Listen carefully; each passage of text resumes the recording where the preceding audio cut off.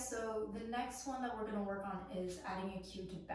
So specifically, this person asked about adding the cue, not how to train the behavior itself, so I'm not going to get into that. That's actually a pretty tricky one for a lot of dogs. I taught Cerberus with the lure.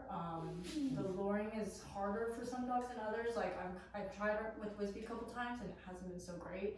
I'm not giving up on it with her, but it's definitely not coming as easily to her as it did to Cerberus. So I'm assuming that the behavior is already on a physical cue and we're starting to add either a verbal cue or a different physical cue. So we're specifically just working on adding a cue. Free. So, first things first, whenever I'm adding a cue to a behavior, I'm making sure that I have a behavior first. And right now I don't. He's getting a little overeager, so he's dropping into that down.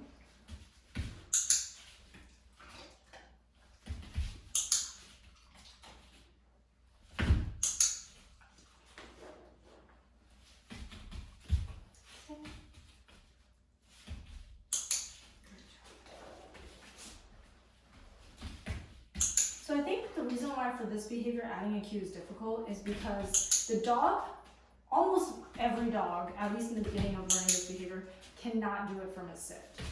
If you have a dog who understands the concept of bowing from a sit position, they already have it on cue essentially. It's really not a thing that naturally happens. So a big part of the problem is probably that your dog does not have standing and waiting in a stand. So that's where I would start, right? I'm reinforcing him specifically for looking at me. In a stand position, I don't want sitting.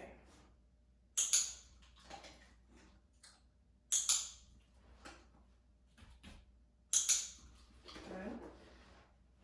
So make sure I have that behavior. Bravo. And then I added it, right? So there's only one behavior, bravo, that we've been doing, which is the bow behavior. So I'm not adding in tons of other behaviors. And I'm specifically either paying him for standing with eye contact, bravo, or asking him for the one behavior we're working on. Bravo.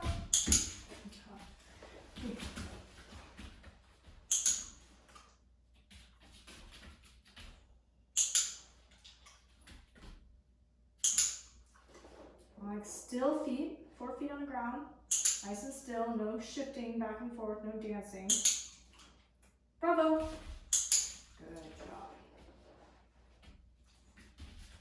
So if he offers a sit, that's fine. I'm just going to ask him to stand.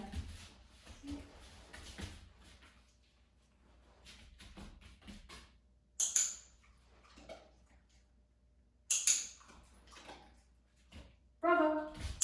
And if he hadn't have bowed, so if he didn't do the behavior when I said the verbal cue, I would just give him the physical cue, right? So, bravo, and then help with that physical cue.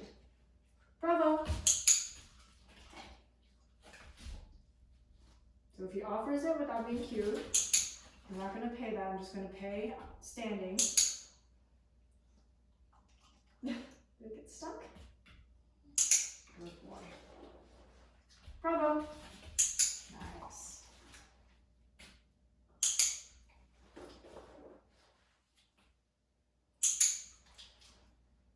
Bravo. Good job. Excellent. Yeah. So yeah, that's specifically how you would add a cue to this behavior, and really it's not different from how you would add a cue to any behavior. I think the thing that makes bow specifically tricky is that the dog cannot be in a sit. So for some behaviors, for example, maybe you're adding a cue to spin, or you're adding a cue to, play dead or something, like it's okay if the dog is in a stand or a sit, like it doesn't make a huge difference. At least for Cerberus, he can definitely spin or pull out of the sit position. But if it's hard for your dog, bow is one of those behaviors where it's really difficult for the dog to do if they're in a sit. So they have to be sitting. So you have to kind of first teach your dog the concept of being reinforced in stand and waiting with eye contact, paying attention to you, not dancing around, not doing crazy superstitious behaviors, really like paying a couple seconds of still eye contact before you insert your verbal cue, so that your dog can actually perceive the verbal cue that you're trying to attach to that behavior. The other thing I would just keep in mind is that you pick your verbal cue wisely. I personally think bow and down sound really similar. So if you use the word down for a cue, I would probably pick something that's not bow. It just sounds really close. So I use bravo for Cerberus. I know some people have used ta-da. I know some people have used who's your queen or who's your king. So there's lots of options, and I would get creative with it because bow is actually like a pretty boring cue. So pick something a little bit creative and something that will sound really different from all your other cues.